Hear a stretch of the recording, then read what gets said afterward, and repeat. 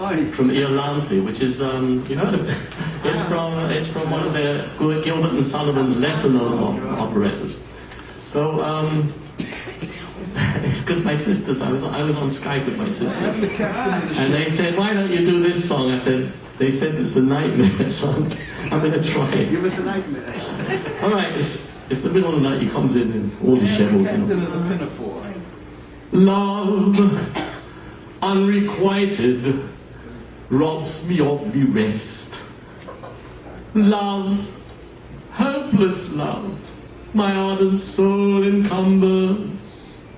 Love, nightmare-like, lies heavy on me chest, and weaves its way into my midnight slumbers.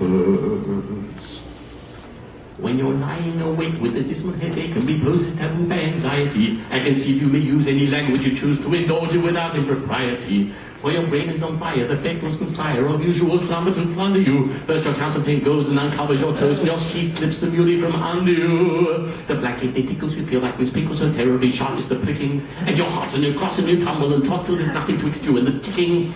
Then the bedclothes will creep to the ground and a heap and you pickle all up in a tangle. Next your pillow resigns and politely declines to remain at its usual angle.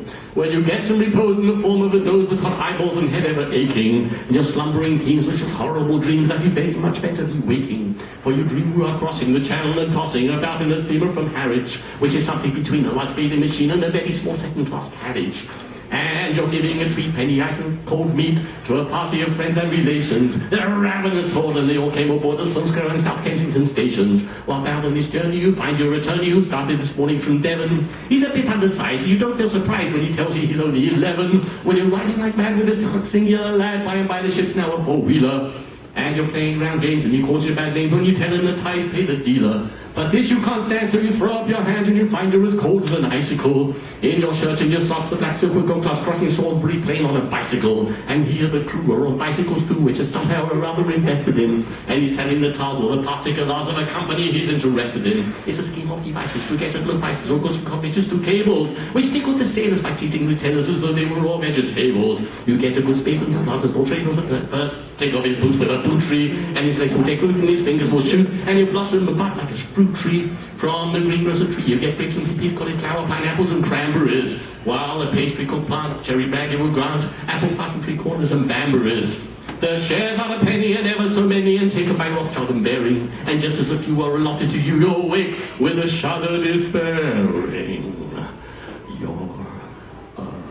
A regular wreck with a crick in your neck, and no wonder you snore, for your head's on the floor, and your needles are pins in your soles to your shins, and your flesh is a creep for your left legs asleep, and a cramp in your toes, and a fly in your nose, and flop in your lung, and a feverish tongue, and a persistent tense in a general sense that you haven't been sleeping in clover. But the darkness has passed, and it's daylight at last. The night has been long, ditto, ditto, my song. And thank goodness they're both of them